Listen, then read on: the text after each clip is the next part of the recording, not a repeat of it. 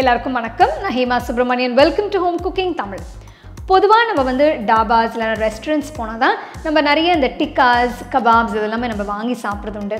So இன்றைக்கி நான் ஒரு டிஃப்ரெண்ட்டான டாபா ஸ்டைல் பன்னீர் டிக்கா ரெசிபி உங்களோட ஷேர் பண்ண போகிறேன்.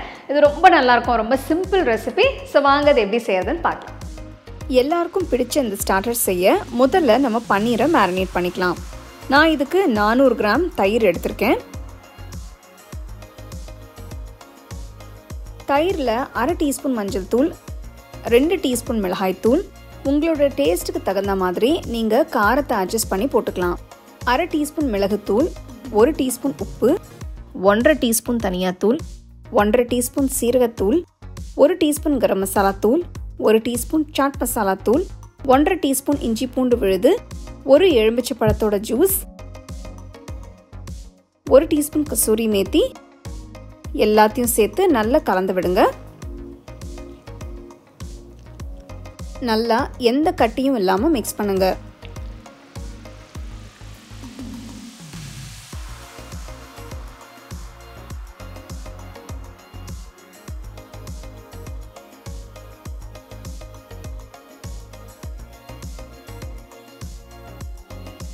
இது கூட 2 டீஸ்பூன் கடலை மாவு, இது ஆப்ஷனல் தான்.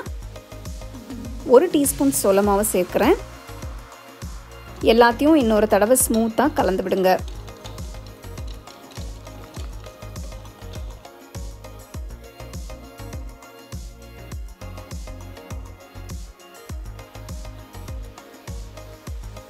பன்னீர் டிக்கா செய்ய நான் 600 கிராம் பன்னீர் எடுத்திருக்கேன். ஓரளவுக்கு கொஞ்சம் பெரிய கியூப்ஸை கட் பண்ணுங்க.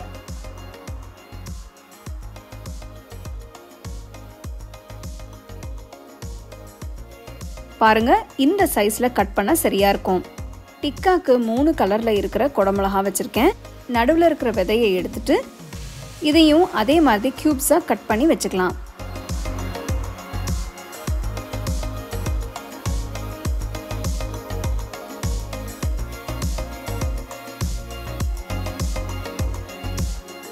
இதே மாதிரி 2 பெரிய வெங்காயத்தையும் கட் பண்ணி தனித்தனியா லேசா எடுத்து வச்சுக்கோங்க.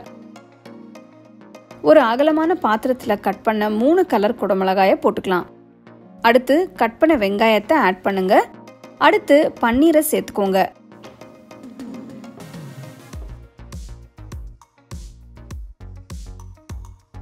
ரெடி பண்ணி வச்சிருக்கிற தயிர் மிக்ஸ்சரை மேலே ஊற்றி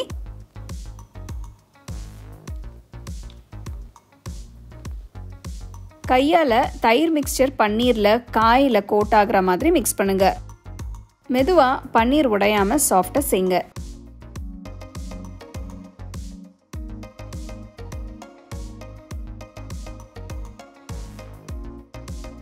உங்கள் வீட்டில் ஏதாவது பார்ட்டி இல்லை ஃபங்க்ஷனுக்கு இந்த ரெசிபியை நீங்கள் செய்ய பிளான் பண்ணிங்கன்னா முதல் நாளே இந்த பன்னீர் மேரினேஷன் செஞ்சு ஃப்ரிட்ஜில் வச்சிடலாம். உங்களுக்கு தேவைப்படும் போது ஃப்ரை பண்ண ஈஸியாக இருக்கும். பன்னீர் தயிர் கலவையில் 3 மணி நேரம் ஊறட்டும். 3 மணி நேரம் ஆயிடுச்சு. இப்போ நம்ம இதை கிரில் பண்ண ரெடி பண்ணிக்கலாம். வெங்காயம், குடமிளகாய், பன்னீர் எல்லாத்தையும் ஸ்கியூவர் ஸ்டிக்ஸில் இன்சர்ட் பண்ணிக்கோங்க.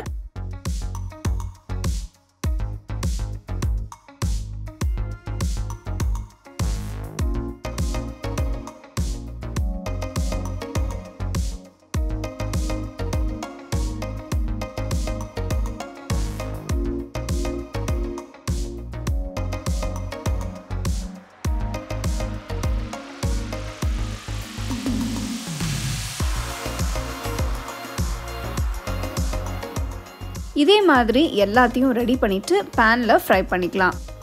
ஒரு grill pan ஸ்டவ்ல வச்சு சூடானதும் கொஞ்சமா எண்ணெயை ஸ்ப்ரெட் பண்ணிக்கோங்க. ரெடி பண்ண ஸ்டிக்ஸை ஒன்று ஒன்றா மெதுவாக வைங்க.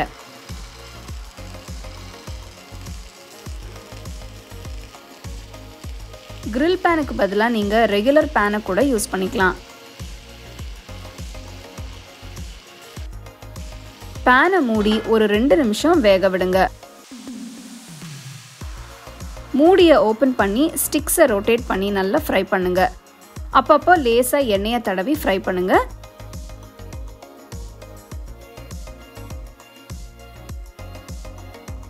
இப்படியே எல்லா சைட்ஸும் நல்லா குக் பண்ணிக்கலாம்.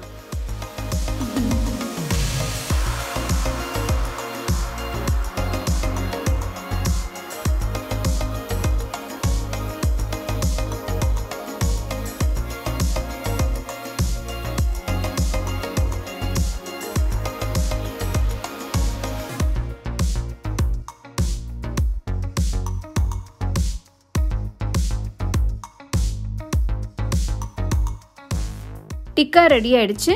டிக்கா மேலே லேசாக சாட் மசாலா தூவி புதினா சட்னி கூட சூடாக சர்வ் பண்ணுங்க.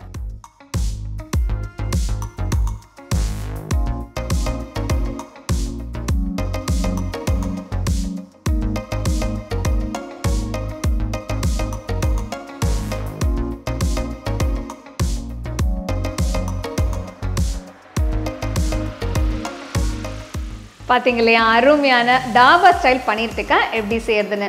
இப்போ நான் வந்து இது ஸ்கியூவர் ஸ்டிக்ஸில் வச்சு நான் சர்வ் பண்ணியிருக்கேன். உங்ககிட்ட ஸ்கியூவர் ஸ்டிக்ஸ் இல்லைன்னா பரவாயில்ல, நீங்கள் மெயின் டிக்கா ப்ரிப்பேர் பண்ணி நீங்கள் அப்படியே கூட சர்வ் பண்ணலாம்.